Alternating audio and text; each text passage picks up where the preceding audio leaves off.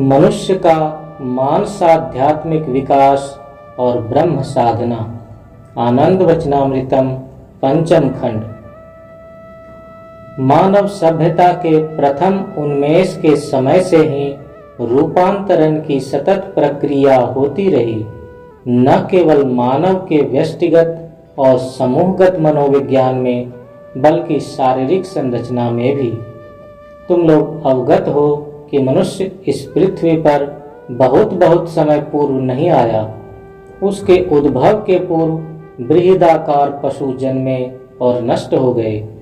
धीरे धीरे सामान्य शारीरिक संरचना जटिल संरचना में विकसित हुई, और जो बृहदाकार जंतु इस पृथ्वी पर प्रकट हुए, बौद्धिक शक्ति के अभाव के कारण वे समूल उच्छिन्न हो गए। क्रमशः यह संरचना छोटी होती गई और बुद्धि बढ़ती गई। मैंने अन्यत्र कहा है कि यह युग बृहदाकार जीव जंतु और छोटे तथा दुर्बल राज्यों के लिए नहीं है। बृहदाकार जीव भोजन नहीं प्राप्त कर सकेंगे और उन्हें यह पृथ्वी ग्रह छोड़ना पड़ेगा। अब हाथी पालने के लिए कुछ बचा नहीं रहा। इसी प्रकार एक छोटा राज्य अपनी रक्षा नहीं कर सकता और उसे बड़े राज्य में मिलना पड़ेगा। यह निष्कर्ष बड़े जीव जंतुओं के लिए चरितार्थ हो चुका है और सामाजिक जीवन में भी चरितार्थ होगा। मानव प्राणी इस पृथ्वी पर लगभग 10 लाख वर्ष पूर्व उत्पन्न हुआ। उन दिनों मानव प्राणी आदिम अवस्था में थे। आज के आदमी तब के आदमी से एकदम भिन्न है। उनमें बहुत अंतर है। यह अंतर कैसे आया? संरचना में सतत परिवर्तन होते रहने के कारण यह रूपांतरण संभव हुआ। एक उन्नत मन की संरचना हुई और उस उन्नत मानसिक संरचना के उचित अभिप्रकाश के लिए तदनुकूल भौतिक संरचनागत परिवर्तन घटित हुआ। मानव प्राणी ने विभिन्न विषयों पर सोचना प्रारंभ किया और उस मनन चिंतन में काफी समय तक वे व्यस्त रहे। मानव प्राणी अपनी उन्नत मानस संरचना के लिए उस समय उपलब्ध नाड़ियों और नाड़ी तंतुओं को पर्याप्त नहीं समझने लगे। इसीलिए उनके नाड़ी तंतुओं और नाड़ी कोशों में परिवर्तन लाना पड़ा। इस प्रकार नाड़ी तंतुओं और कोशों में परिवर्तन आया और उसके परिणाम स्वरूप मनुष्य की आकृति में भी परिवर्तन हुआ। लाख वर्ष पहले के मनुष्यों की खोपड़ी बहुत छोटी थी। बहुत कम नाड़ियां व कोश थे। उनका मस्तिष्क छोटा था और शरीर अपेक्षाकृत बड़ा था।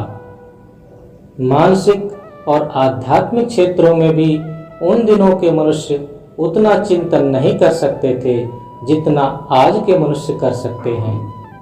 क्योंकि यह विकास क्रमशः घटित हुआ है, इसलिए हम उन मनुष्यों को दोष नहीं दे सकते हैं। उन दिनों के मनुष्यों को भोजन सामग्री संग्रह करना और युद्ध करना मात्र ही करणीय कर्म था। यह युद्ध प्रायः भौतिक स्तर पर ही था, मानसिक या आध्यात्मिक क्षेत्र में नहीं। यह लगभग वैसा ही था जैसा कि जीव जंतुओं के क्षेत्र में।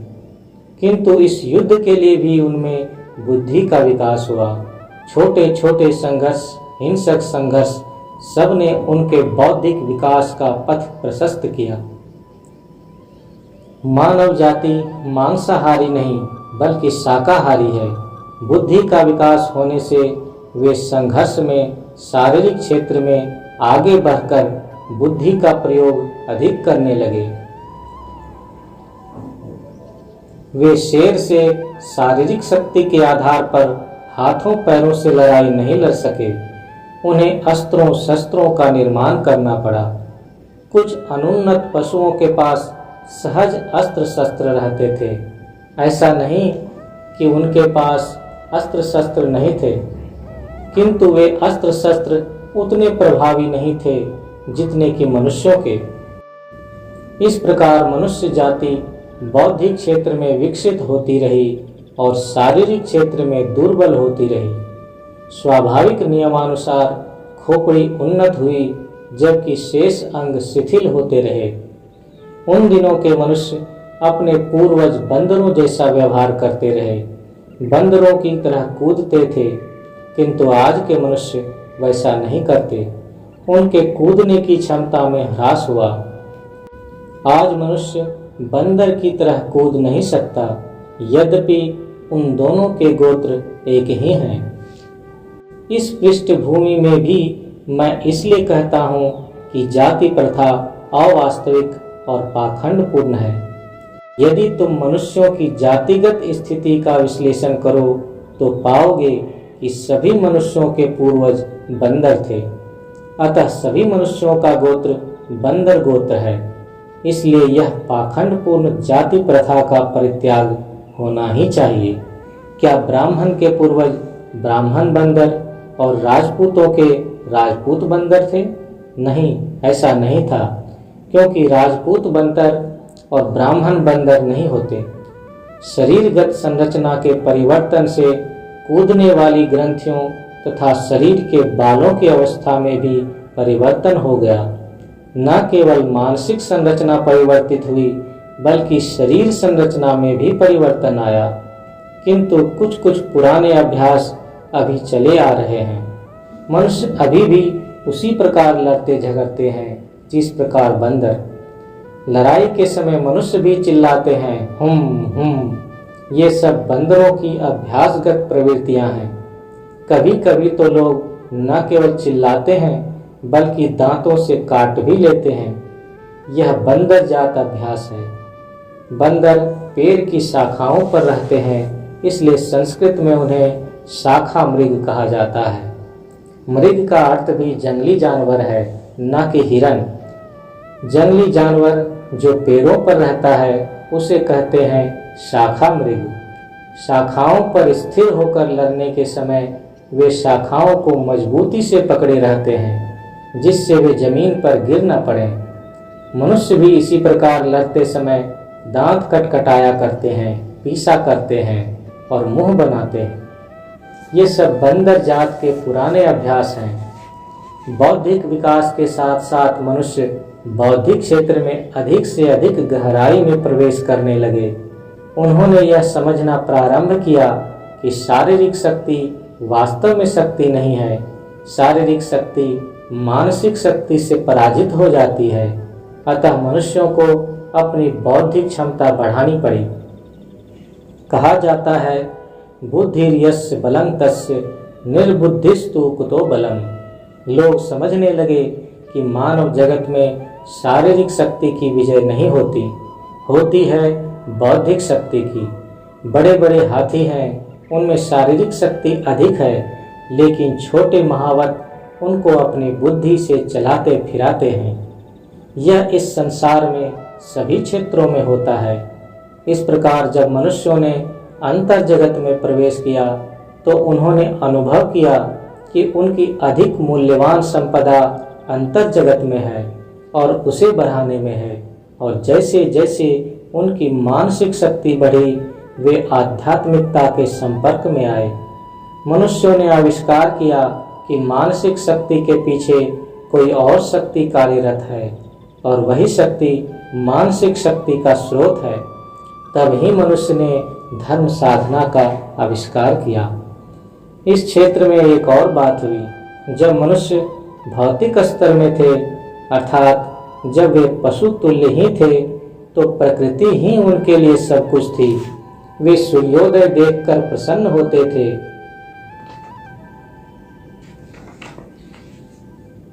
रात में खतरे थे, जंगली जानवरों के आक्रमण आदि का भय रहता था। अतः वे रात्रि की अपेक्षा दिन अधिक पसंद करते थे। इसलिए लोगों ने उषा की पूजा प्रारंभ की, क्योंकि उषा काल के आगमन से कम दिन भर सुरक्षित रहने के लिए आश्वस्त हो जाते थे। इस प्रकार वे प्रकृति की पूजा करने वाले हो गए। शास्त्रों में उस काल का जो भी यत्किंचित वर्णन प्राप्त होता है, तुम पाओगे कि वे लोग प्रकृति पूजा करते थे। यद्यपि वे प्रकृति पूजा करते थे, फिर भी उनके अंदर इतनी बुद्धि नहीं आई थी कि वे यह प्रश्न उठाते कि प्रकृति आई कहाँ से। उनके पास इस विषय पर सोचने की शक्ति नहीं थी। वज्र एक देवता मान लिया गया, बिजली एक देवता बन गई, तूफान एक देवता बन गया। ऐसी सभी चीजें उन मनुष्यों के लिए देवता बन गईं। बुद्धि चूंकि अनुन्नत थी, इसलिए लोग ऐसी हर चीज के आगे समर्पण करते गए। क्योंकि प्रकृति की उन चीजों से वे संघर्ष नहीं कर पाते थे, इसलिए उन्होंने प्रकृति के प्रति समर्पण का दृष्टिकोण अपनाया। जब मनुष्य उस विकास के दूसरे चरण में आया, उसकी मेधा उन्नत हुई, तो उन्होंने समझा कि जो भी बुद्धि उनमें आई है उसके पीछे एक आध्यात्मिक शक्ति है, और फिर यह कि वह शक्ति आती है परम पुरुष से। प्रकृति की शक्ति उस शक्ति का अवदमन नहीं कर सकती है। प्रकृति का कार्य अधीनतापूर्ण सहयोग, सबऑर्डिनेटेड कोऑपरेशन का है, सहयोगी सहायता कोऑर्डिनेटेड कोऑपरेशन का नहीं। जब बराबर के दो शक्तिमान साथ साथ सहयोगात्मक रूप में कार्यरत होते हैं तो हम उसे सहयोगी सहायता कहेंगे, किंतु जब एक सत्ता प्रमुख और दूसरी गौण होती है तो गौण सत्ता के सहयोग को अधीनतापूर्ण सहयोग कहेंगे। उस अवस्था में मनुष्यों ने यह समझ लिया कि ब्रह्म ही सब कुछ है और प्रकृति शक्ति सा शिवस्य शक्ति। इसके बाद के स्तर में मनुष्य ने अपने जीवन के लक्ष्य को समझना प्रारंभ किया, और यह भी कि उन्हें इसे प्राप्त करना है। यह विचार मनुष्य के मन में आया कि जब मेरी बुद्धि के स्रोत परम पुरुष हैं तो अवश्य ही उनमें मुझसे अधिक बुद्धि होगी, अतः मुझे उनके विषय में सोचना होगा। उनकी भावना लेने से मेरी बुद्धि भी बढ़ेगी। इस विचार ने मानव की मानसिक अग्रगति में सहायता दी। तब परमात्मा मानव की भाव साधना के लक्ष्य बन गए। जैसे जैसे मनुष्य पशुता से दूर होता गया, उसके मन में परमात्मा उमरने घुमरने लगे। क्रमशः आदि मानव मानवता की ओर अग्रसर हुआ और परमात्मा की भावना लेने लगा। उन्होंने यह भी अनुभव किया कि प्रकृति पूजा श्रेयस्कर नहीं है, क्योंकि मन ही साधना का माध्यम है। उन्होंने यह भी समझा कि वे यदि मूर्ति पूजा करेंगे तो वे स्वयं मृत्तिका बन जाएंगे। मनुष्य जिसका चिंतन करते हैं, भाव लेते हैं, वैसा ही बन जाते हैं। उन्हें कष्टों से तात्कालिक मुक्ति मिल भी जाए, किंतु शाश्वत मुक्ति मोक्ष तो मिल नहीं सकता है। अन्य साधनाओं से जो अवस्था प्राप्त होगी उसमें पृथ्वी तत्व लुप्त रह सकता है, जल तत्व लुप्त हो सकता है, किंतु अग्नि तत्व, वायु तत्व और आकाश तत्व रह ही जाएंगे। तथाकथित स्वर्ग में ऐसा ही होता है, और अर्जित संस्कारों के क्षीण होने पर उन्हें पुनः जन्म लेना पड़ेगा। साधना के साथ जिनको धनैष न रहती है, उनको एक विशेष देव योनि प्राप्त होती है, जिसे यक्ष कहा जाता है। देव योनियां 7 प्रकार की होती हैं। यक्ष की देह प्रकाश देह होती है।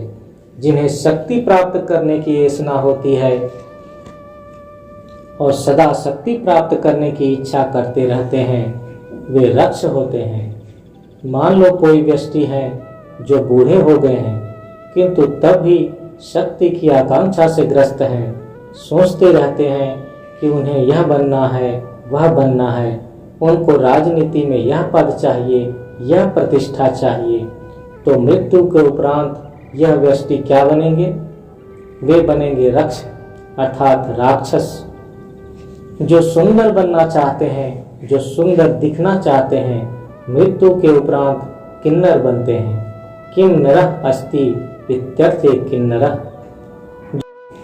जो अधिकाधिक गुण पाना चाहते हैं और चाहते हैं कि लोग उन्हें गुणी कहें, वे भी लोभी हैं, क्योंकि लोभ केवल धन का ही नहीं होता। ऐसे लोग जो गुण की कामनाएं रखते हैं, वे बनते हैं विद्याधर। जो मधुर कंठ चाहते हैं और चाहते हैं कि लोग उनकी प्रशंसा करें और कहें कितने बड़े संगीतज्ञ हैं ये, ऐसे लोग गंधर्व बनेंगे। इसी कारण संस्कृत में संगीत कला गंधर्व विद्या के नाम से जानी जाती है। जो परमात्मा की भक्ति करते हैं, उनका यशोगान करते हैं, वे इन श्रेणियों में नहीं आते, क्योंकि वे स्वयं के लिए कुछ भी नहीं चाहते। इस प्रकार अस्तित्व में आई हैं ये विभिन्न देव योनियां। जो प्रकृति की पूजा करते हैं अथवा स्थूल पदार्थों की पूजा करते हैं, ईंट, काठ, पत्थर, धातु आदि पूजते हैं, वे मृत्यु के बाद क्या बनेंगे? वे स्थूल पदार्थ बन जाएंगे। उनकी स्थिति यक्ष, रक्ष, किन्नर आदि से भी निम्नतर हो जाती है। वे पत्थर या धातु के रूप में रह जाएंगे। क्रमशः पानी और हवा के प्रभाव से उस पत्थर में क्षरण होगा और वह मिट्टी में रूपांतरित होगा, और ऐसा रूपांतरण होते होते वे लाखों लाख वर्षों में मानव शरीर प्राप्त करेंगे। इस कारण प्रकृति पूजा बहुत खतरनाक है। देव योनियों में सिद्ध सर्वश्रेष्ठ श्रेणी है।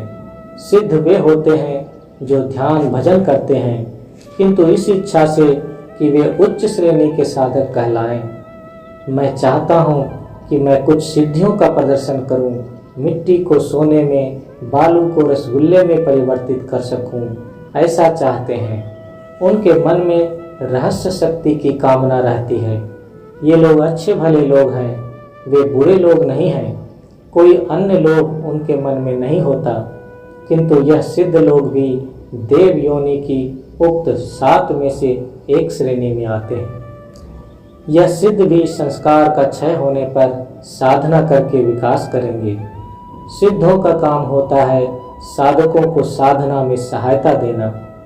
किसी किसी समय तुम जब अकेले बैठे होगे, तुम इन्हें एक ज्योति शरीर में देख सकते हो, एक प्रकाश के रूप में देख सकते हो। ये सिद्धगण साधक लोगों के मन में धर्म भाव और नैतिक विचार पैदा करने में सहायक होते हैं। मान लो कोई साधक सोच रहा है, साधना में मैं आधा घंटा बाद बैठूंगा, तभी उनमें एक विचार उत्पन्न होता है, मैं आधा घंटा रुका क्यों रहूं, मैं अभी साधना में बैठूंगा। ऐसी प्रेरणाएं सिद्धों द्वारा दी जाती हैं। मनुष्य जैसे जैसे विकास करता है, उनमें विभिन्न प्रकार की अनुभूतियां घटित होती हैं। परिणाम स्वरूप मनुष्य ने यह अनुभव किया कि इन देव योनियों को प्राप्त करने के बाद भी, भूर्भुवः स्वः लोक प्राप्त करने के बाद भी उन्हें पुनः जन्म लेकर इस लोक में आना ही पड़ेगा। अतः उनसे लाभ ही क्या। एक बार मैं उन्नत हुआ, किंतु फिर कर्म के प्रतिक्रियात्मक बीजों के रहने के कारण मुझे नीचे उतरना पड़ा। अंततः लोगों ने सोचा, क्यों ना ऐसा पथ पकड़ा जाए जिस पर चलने से फिर वापस लौटना न पड़े। इस अवस्था में उन्होंने ब्रह्म विज्ञान, बोधि ज्ञान की उद्भावना किया और तत्पश्चात मानव अस्तित्व आध्यात्मिक सत्य की ओर बढ़ चला। अंततः 7000 वर्ष पूर्व एक नया दिन आया जब भगवान शिव का आविर्भाव हुआ। भगवान शिव ने क्या किया? भगवान शिव ने संपूर्ण भाव साधना प्रक्रिया का प्रणयन किया और तब मानव जाति अधिक से अधिक गति से विकास पथ रहस्य शक्ति की ओर आगे बढ़ी। रहस्य शक्ति क्या है? एक शक्ति जो तुम रहस्य साधना के द्वारा प्राप्त करते हो। आज मानवता और तीव्रतर गति से प्रगति करेगी। 5000 वर्ष पूर्व के मनुष्य जिस गति से प्रगति कर रहे थे, उससे अधिक तीव्र गति से आज का मनुष्य प्रगति करेगा। इसका कारण यह है कि भौतिक विज्ञान ने मनुष्य की मानसिक संरचना को परिमार्जित किया है। क्योंकि एक मानसिक परिवर्तन घटित हुआ है, अतः लोग अधिक सरलता से प्रगति करेंगे और अध्यात्म की ओर बढ़ चलेंगे।